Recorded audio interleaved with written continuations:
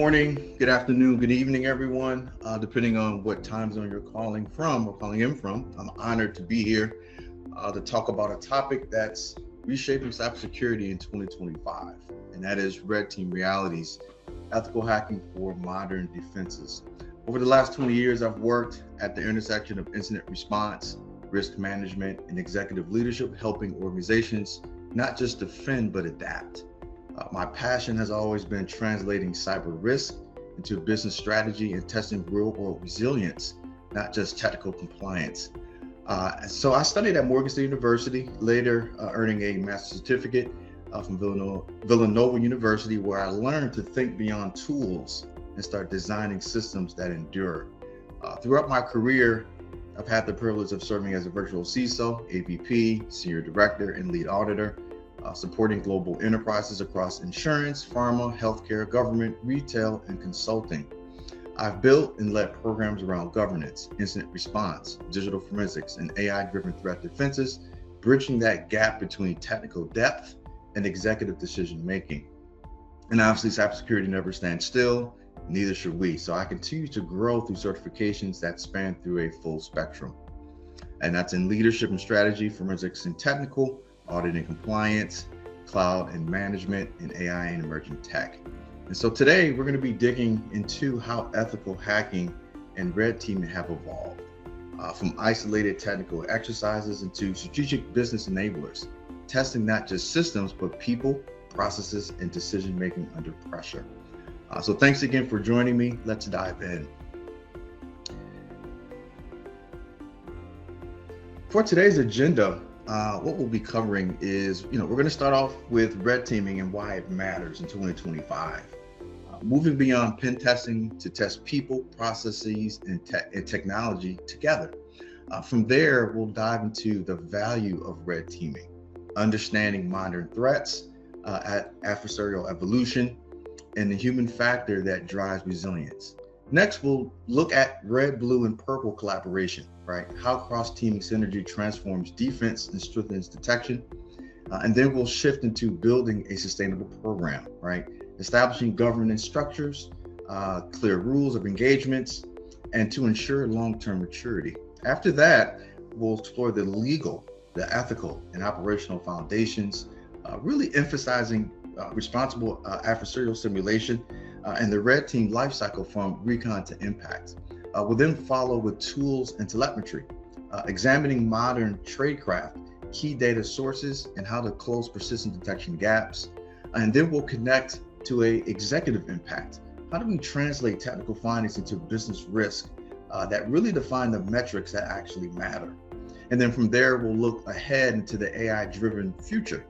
Where does intelligent adversaries, automation, and emergent challenges reshape how we actually think red teams and how they actually operate? And then finally, we'll wrap up with key takeaways and a call to action. We're really going to be focusing on continuous improvement, measurable impact, and we'll open up the floor for Q&A. Before we get started, I have a quick story that I think I should share since we're at this juncture.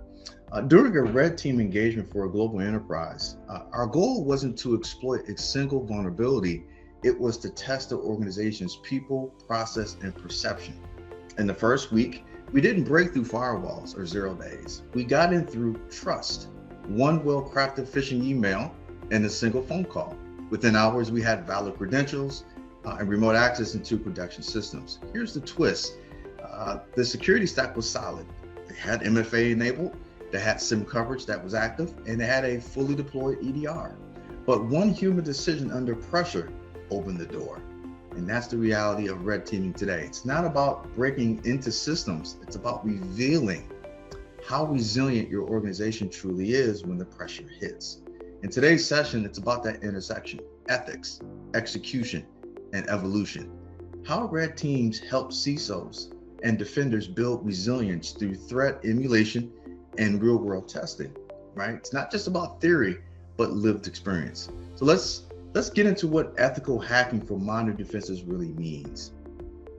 So when we talk about red teaming, right, we're not just talking about hacking systems, right? We're testing reality. It's about proving whether your people, processes, and technology can actually stand up to today's threats. The reality of it is policies look great on paper, but red teaming shows that they work under stress. It also exposes how people respond under pressure, phishing, MFA fatigue, help desk validation, the real weak points that we typically see. And then if your tools don't detect simulated attacks, they won't catch the real ones, right? So red teaming highlights those gaps, right? Findings are repeatable, right? You can retest, reduce your dwell time, improve maturity over time. Leaders don't need to exploit code, they need risk quantified in downtime, dollars, and also with the data. So once we see how red teaming stress tests the entire ecosystem, the next question is, why does that really matter? Let's look at the ever-evolving threat landscape driving this shift. And so obviously here in 2025, the threat landscape isn't just evolving, it's accelerating, right? So attackers just don't break in. They want to learn how we can log in, right? So they're living off the land. They exploit trust, credentials, and vendor access to blend in until they have the actual appropriate impact. And so hybrid, multi-cloud, and API sprawl have widened exposure, right? Red teams reveal how attackers pivot across identity, endpoint, and cloud where traditional testing can't. And so boards and regulators demand evidence, not promises. Red teaming validates whether these defenses truly hold under real world pressure. So it's not about finding flaws, it's about proving resilience, readiness, and defense under fire. So next, we're gonna kind of jump into the red, the blue, the purple teams, how do they align, and how do they strengthen this detection and response process. And so cyber resilience isn't just about the offense or defense, it's about the balance, right? And so when we look at the red team, right, these are offensive experts simulating real attackers to expose weak points in people, process, and in tech. Their goal is to evade detection and prove where the controls fail. We also have the blue team, right? These are our defenders. They monitor, they detect, and they respond to incidents. They also validate alerts. They tune detections and strengthen playbooks after every engagement. And so where offense meets defense, the red and blue collaborate, right? So this is typically where we have replay attacks and they close detection gaps in real time. And this is where we accelerate the maturity across both sides, right? It's not red versus blue, it's red and blue, right? Purple drives continuous improvement. So now that we've really kind of defined those roles, let's kind of build on how the red team program was structured.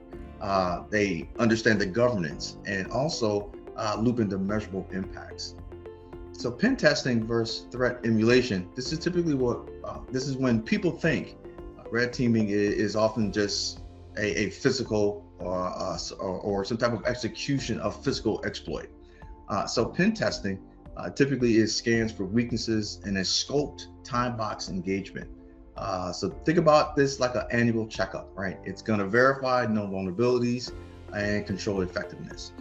Threat emulation is where we simulate the real adversaries, right? So this is testing the tactics, the techniques, and the procedures to see how attackers move and how your defenses actually respond. And then we see the value, right? So the value is uncovering what automation misses, right? Privilege escalation, lateral movement, and human error, right? These are all top tier points here.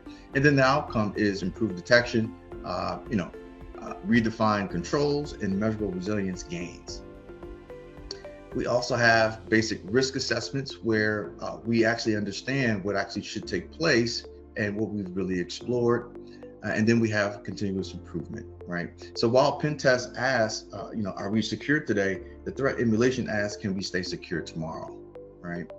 So obviously when building a red team, it's good to understand how can we sustain our program, right? How can we scale? And so typically we start small, right? We run 1 or 2 focus exercises a year, then we expand to quarterly purple team cycles. It's about the quality, not the quantity. Next, we need to invest in telemetry, right? You can't fix what you can't see. So we want to strengthen log visibility, telemetry, and automation so that detections improve with every exercise. We also want to combine teams, right? We want to blend internal defenders with external red teams, right? Cross-team collaboration builds maturity faster than any single engagement. We also want to treat red teaming like a program, right? It's not a project. We want to formalize rules of engagement, evidence handling, and retesting cycles. And naturally, everything always comes down to the budget, right? We want to prioritize investments in tooling, training, and detection engineering. You don't need a bigger budget. It's just about the smarter one, right? How can we kind of consolidate our team?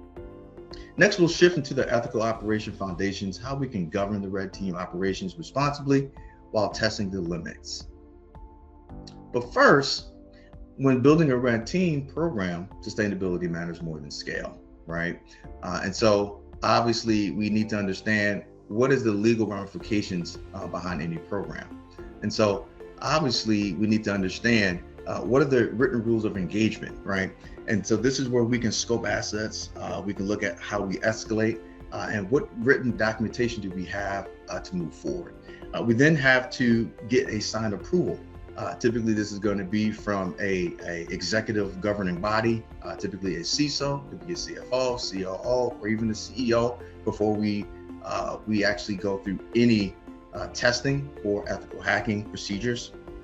And then we need to understand what data protection protocols do we have, right?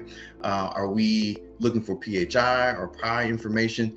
Do we have regulatory standards that we have to actually adhere to, right? So these are some of the standards that we have to look into.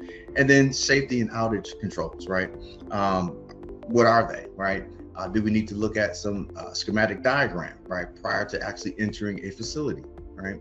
And there's many other what we call documentation reviews that we'll have to kind of adhere to as well.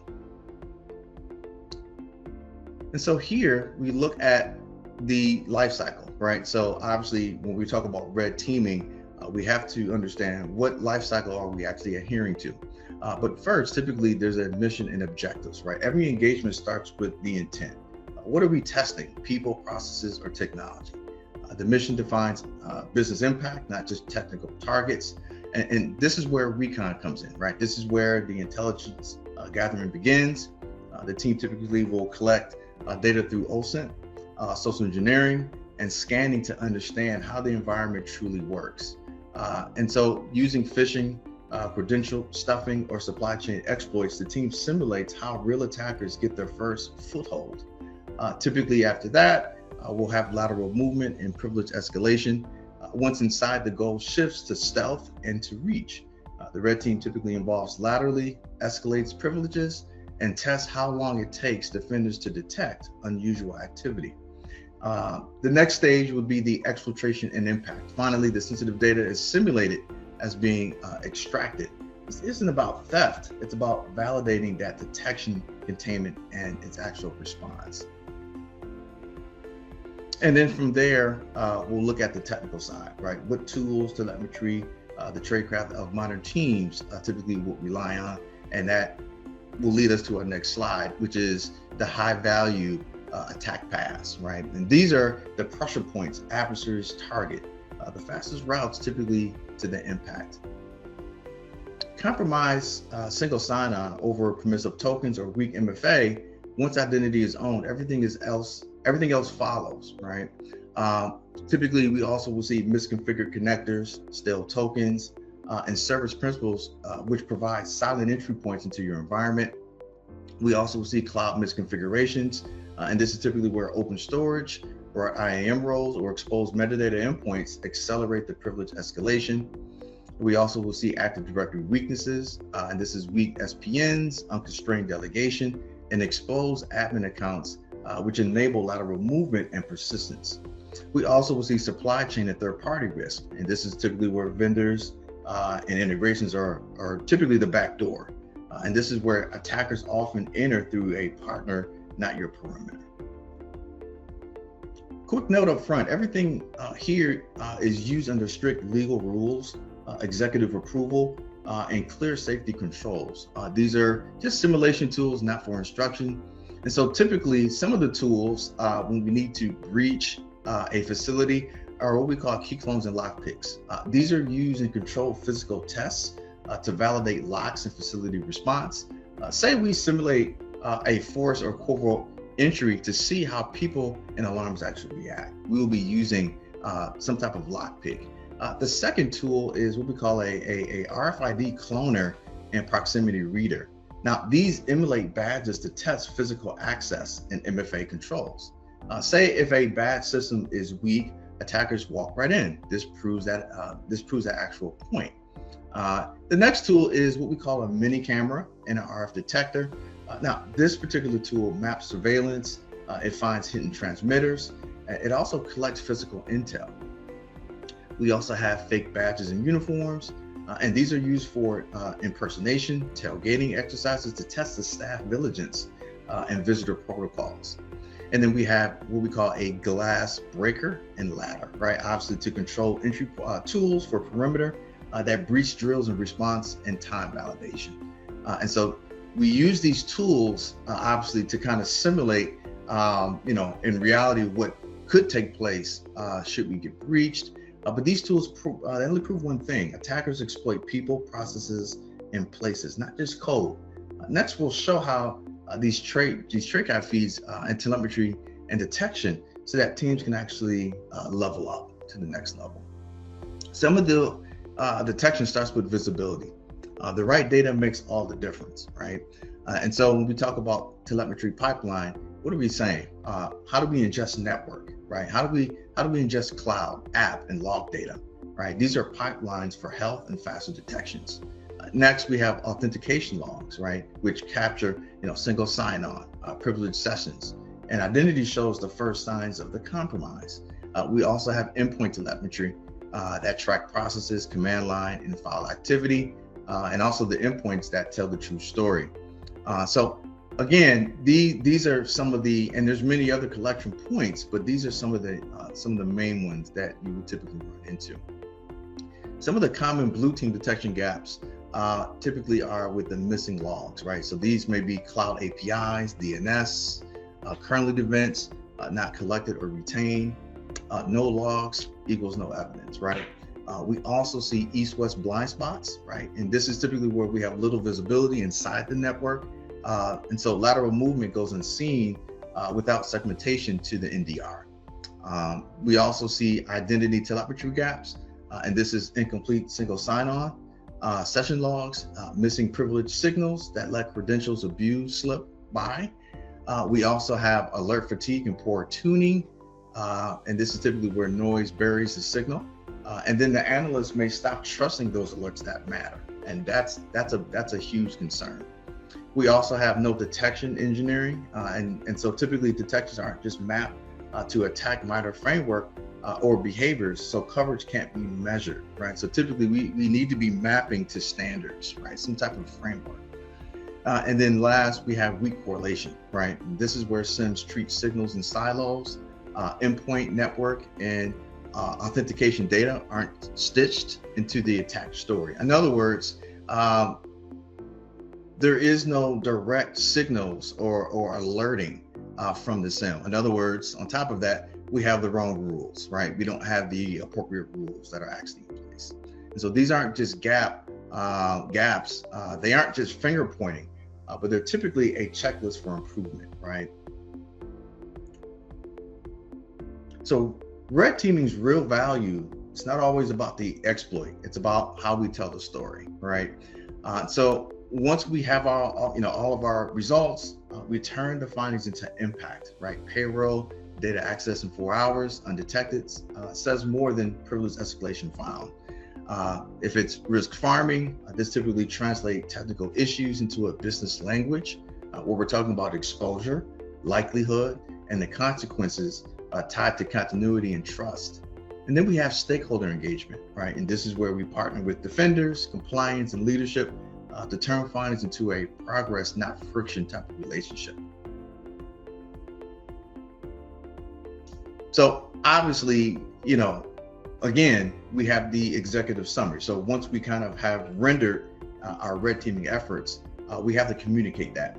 And this is like the next level up, right? And this is where we need to kind of formulate our executive summary, right? How do we translate those findings into a business language? Attackers reach critical systems in 90 minutes. we should be saying it says more than 12 vulnerabilities are found, right? So it's all about the language that we use. Next is the technical findings. We want to provide a clear, evidence-backed details for engineers. Remember, credibility comes from precision and proof. When we talk about risk prioritization, we use simple risk levels, right? Critical, high, medium, and low, and link each to a business impact and likelihood. We also have remediation roadmaps, in with the ownership, the timelines, and measurable outcomes. And in this way, findings should lead to progress, not paralysis. Next, we'll look at how these insights drive continuous improvement, turning results into measurable resilience. What truly proves maturity isn't more testing, it's measurable improvement over time. And so when we talk about some of the metrics that matter, we have MTTD and we have MTTR, right? These are the early warning radars, right? The faster detection and response, stronger defense. We also have the percentage of objectives that have been achieved, right? If fewer red team goals are met, defenses are doing their job. We also have detection coverage by control. How do we track how our identity, endpoint, network, and cloud detections perform, right? Gaps show where to invest in next. And then we have our remediation and how we can retest our rate. Measure how quickly fixes close and pass validation. And this proves a fast recovery, which equals real resilience.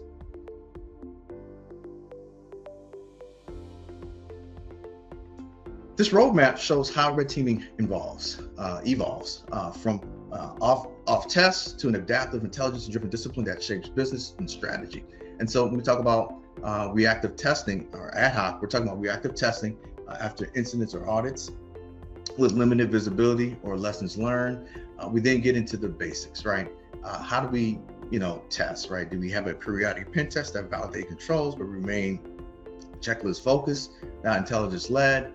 Is it repeatable, right? And this is a formalized process. And purple team exercise emerge, detection validation begins. Is it measured, right? And here we're talking about the metrics, the automation, the telemetry, which strengthens visibility and accountability. We also want to understand, is it optimized, right?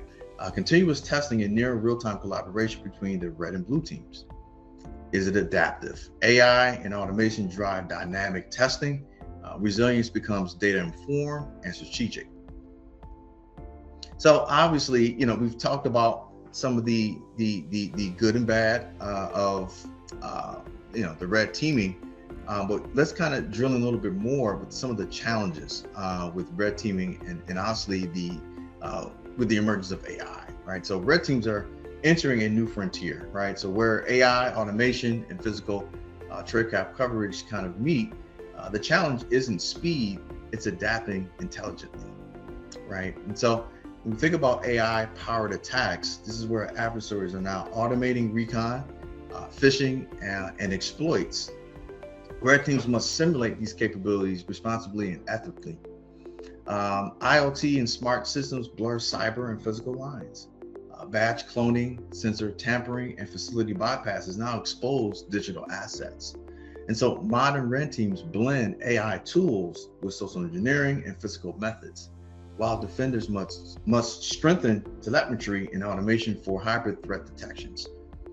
In the AI era, red teaming isn't about hacking systems, it's about testing human decisions and the resilience of real-world infrastructure. And so the future of red teaming is being reshaped by artificial intelligence, right? It's not as a replacement for human creativity, but as a multiplier of it. The next generation of adversarial testing will be intelligent, adaptive, and continuous. AI will power predictive threat modeling, identify the weak points before attackers even target them. It's moving from reactive testing to proactive defensive engineering. Penetration testing is evolving into a continuous AI-driven process, running autonomous simulations that replicate human tradecraft 24/7. Incident response is no longer about reacting, it's about adapting in real time. AI will accelerate detection, triage, and containment, cutting dwell times to minutes instead of days.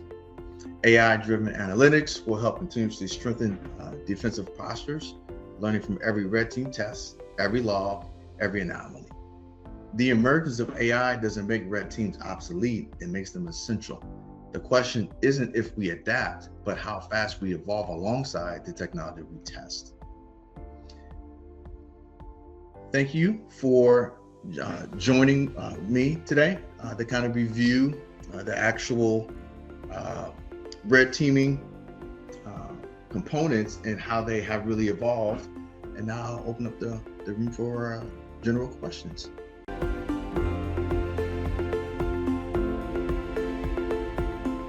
One of the things is you should be first, before we even test, we should have some type of written charter as to the roles and responsibilities, right? What is the role of the blue team? What is the role of the red team? Think about red team is more offensive, blue is more defending. So if you guys are sharing responsibilities, then there's going to be a conflict of interest, which is the reason why doing a purple exercise would probably be more advantageous to work together. So again, kind of similar to the last question, typically when you're red teaming, there is some type of notice that goes to your defenders, right? Because typically you're going to be triggering some alerts, right? Either at the firewall, at the SIM level, DOP, right? There's going to be several controls that will probably be triggered.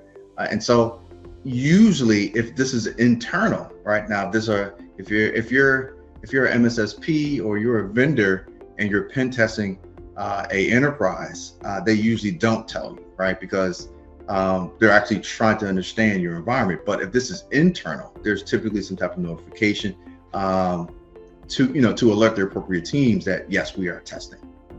So it's going to come down to the criteria, right? So if you have a honeypot, right, we need to set up the appropriate rules, right? You could use AI to enhance your rules, right?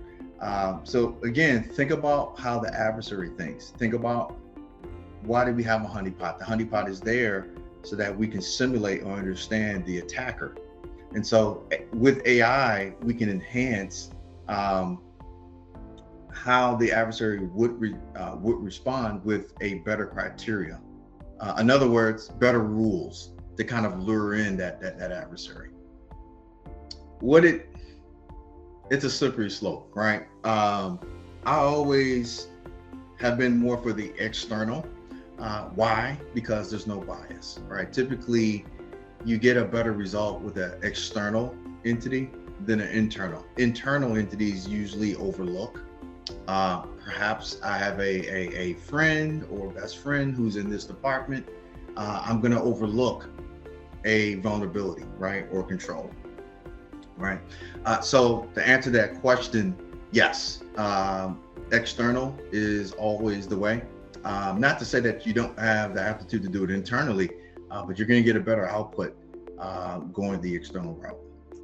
Basically, AI would actually do all the heavy lift for you, right? So in regards to defending, it's going to give you various scenarios.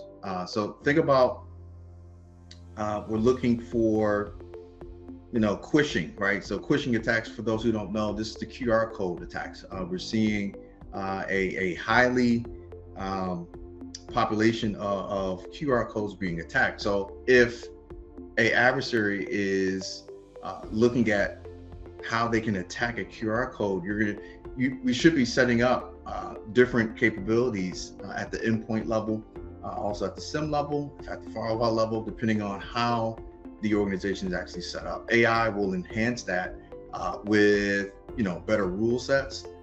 It's going to look for different anomalies within your environment. So to answer that question, how or what what we should be doing is probably setting up different parameters, really looking at your rule sets first, especially if you're using AI to its full capacity. That's where governance comes in, right? So obviously, if from an auditing perspective, you're looking at data by design, right? You're looking at, as they're developing their code, right? Are you incorporating the security elements at every level? Think about the SDLC lifecycle. Are we instituting security at every stage? If they're not able to answer that, then that's typically where there's a gap, right? So right in the onset, I would usually start there.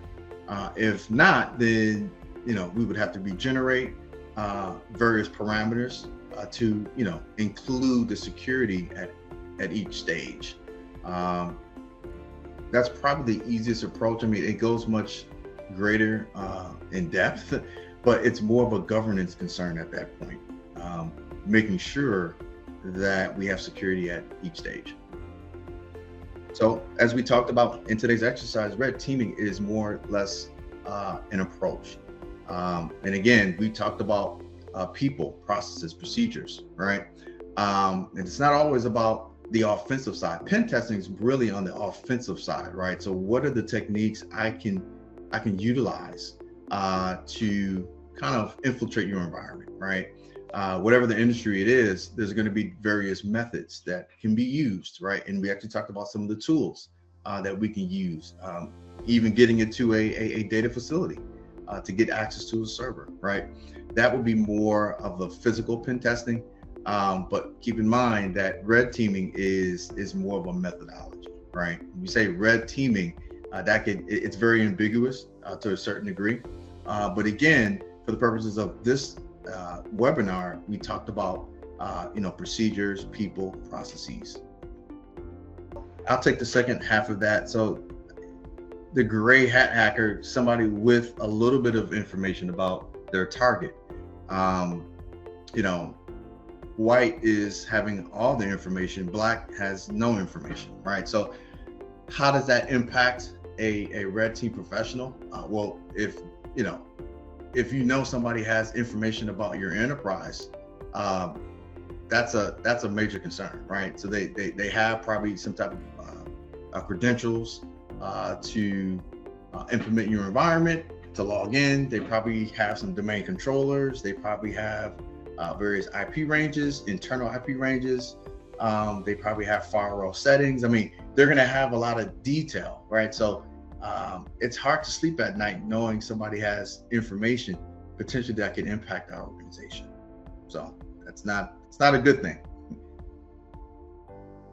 Usually, once the pen testing team is engaged, right, a few months later, you're going to be pen testing that same control again, right? What we're looking for essentially is the vulnerability been patched, right? Or whatever the issue is, whether physical or there's code, has the issue been resolved, right? If we don't see it back in that environment, that's success, right? And during the presentation, we talked about some of the metrics that we can look at, right? Mean time to respond or detect, right? If we're not detecting the same vulnerability over and over again, we actually are doing our job, right? So the pen testers, the internal pen testing team, should be or look at that as a win, right? We don't see impact, and we have resolved that particular control. Actually, if you're going through a SOC 2 or ISO assessment or HIPAA, GDPR, DORA, any type of audit or assessment, there's going to be baselines, right? And so if you're using those regulatory obligations as baselines and you're actually red teaming and we don't see impact or we don't see risk due to those assessments, we're actually doing ourselves a favor. Usually the organizations who go through accreditation to that extent, like ISO, for example, they typically wouldn't see this many vulnerabilities in their environment anyway, right? Because they're already ISO certified, right? Or GDPR certified. So to that extent, the likelihood of seeing something in your red teaming is going to be low. The likelihood is going to be extremely low. Not to say that it cannot happen. Things do happen on a day-to-day basis. But basically, you're by you getting certified, you're telling customers that we are adhering above and beyond with the standards. There's a plethora for red teaming. I mean, obviously, there's the licensed pen tester certifications. There's several certs that are out there that target real examples and projects. There's a lot of labs that are available. Obviously, maybe shadowing with a more senior security engineer or pen tester at an enterprise to get the hands-on exposure. Think about it like this, there's not one size fits all, right? Pen testers, they use different techniques. Every technique may not be likable by everybody, right? So if we are trying to infiltrate an ATM machine, my approach is going to be completely different than somebody else, right? How we get into that motherboard, how we can penetrate various protocols like on the back end, and what cables we can use, even to the lockpicks that I use for entrance, right? My approach is going to be a little bit different. The baselines are the same, but the approach may be different. It's a little ambiguous, right? Because every enterprise has their own role for SOC 1, 2, and 3, right? I've been in certain roles where the SOC 1 is phone support, right? So frontline defense, hey, password reset, or I don't have access to Active Directory, I can't log in. So, and then you may look at a SOC level 2 as more junior, senior. They're kind of on the line where they're able to kind of respond and handle the incident from start to finish. Level 3 is like the last stop, right? This is the last individual before we go to the vendor. Typically, a SOC 3 analyst should be pretty astute to all the frameworks. You basically can rely on them to resolve the issue before we go to a vendor. At that point, think about like Log4j or any type of these old 0 days that have been out there. They're the ones calling the vendor, right? When can we get this patch? We are vulnerable. The SOC 3 analyst will also be reporting on what they're seeing because of the trust value, right? Typically, your SOC 3 is really a manager at that level. They're basically a manager. Some don't want to be a manager. They would rather just be a SOC 3 analyst, and they are extremely technical, and they're the ones that basically resolve. So again, it just really depends on how the organization structures, how HR understands SOC 1, 2, and 3. I've been at certain places where their SOC 1s are actually doing SOC 3 work, right? Where basically the SOC 3 person doesn't do anything because they have such a robust team at the 1 and 2 level that it never really gets to the SOC 3, right? So it just really depends on the ladder system for each organization, right? How do they prioritize their SOC 1 versus SOC 2 and 3? I've even been in places where they have a SOC 4, which I think is kind of absurd, because at that point you don't even really need a manager, right? You have every level covered at every point. That SOC 4 is probably speaking to the executive leadership. They're reporting out. They're going through a major incident, and they're following some type of operational tempo or cadence, to resolve the issue. So it just really depends on the organization. It depends, right? It really depends on the statement of work, right? So I think there's a misconception with cloud providers, right? Cloud providers usually have external resources to pen test their own environment.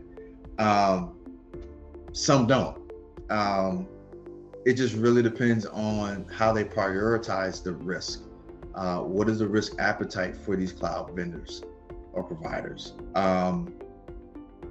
The ones that I've seen over my career who are extremely successful are pen testing continuously. And like it's almost 2 or 3 times per quarter. But again, it just really depends on how leadership is prioritizing risk, right? Everything is going to come down to risk and business impact. If this is a highly regulated, like a pharmaceutical, for example, they usually pen test a lot more because they have a lot on the line. The risk value is extremely high, especially if you're global, right? So not only are you looking at some of the regulatory obligations, how you handle the data, but they also want to understand how are you controlling the data. So there's a lot of components in there, but it's going to come down to how the organization prioritizes risk. I think a lot of small businesses have to look at budget first, right? So before we kind of jump out there And there's a lot of tools for automation that leverage AI. It's going to come down to the budget. Second is going to prioritize what matters to us, right? If you're a highly regulated organization where we have a lot of sensitive data, we're going to want to probably put in a lot of dollars into how we protect our infrastructure. We also want to look at how we can quantify bringing on a tool that may cost a lot. The rule of thumb is we should never spend more for a tool that's less than what we're really protecting. So in other words, if it costs $1 million to protect $100,000, it doesn't make sense, right? There's no way that we can justify bringing on that tool. So we'll have to look at how we can quantify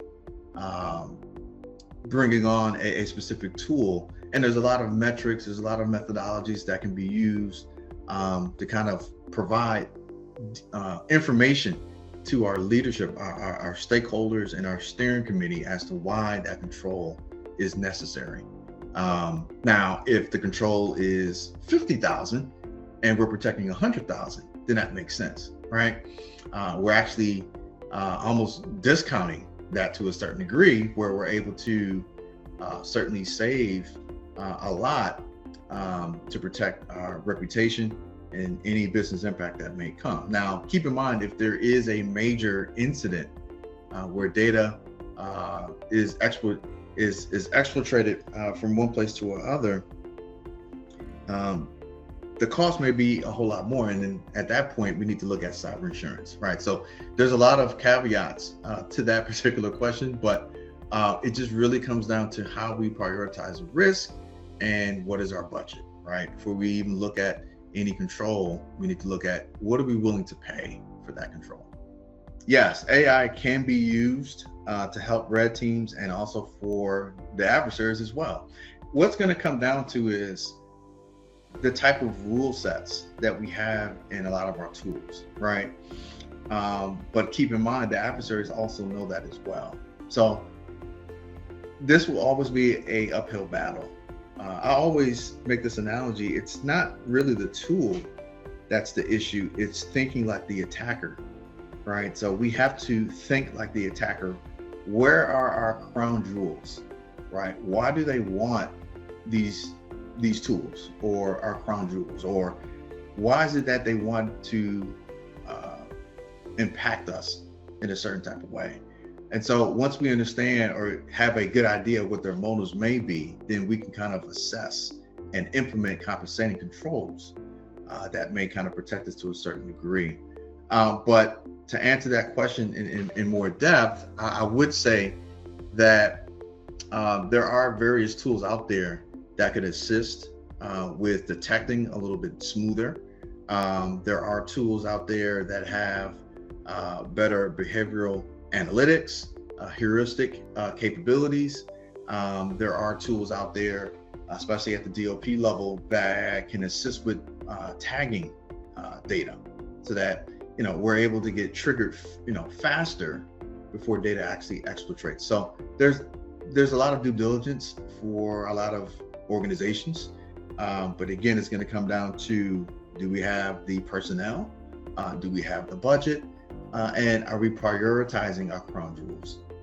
So AI will help look at all of the gaps, right? So we can, with AI, it's going to look at other tangible gaps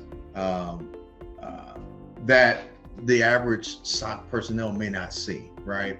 It's going to look at different scenarios within your environment, and it's going to provide solutions, right?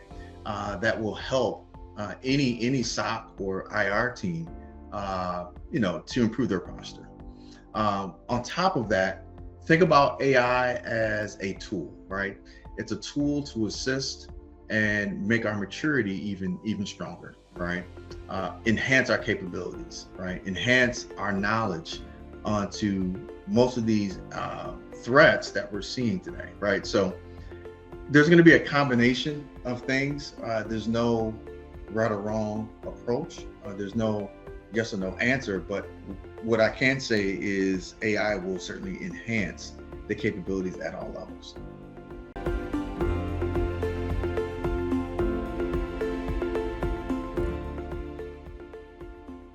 questions. Thank you all for joining me on this great session. We had a lot of material.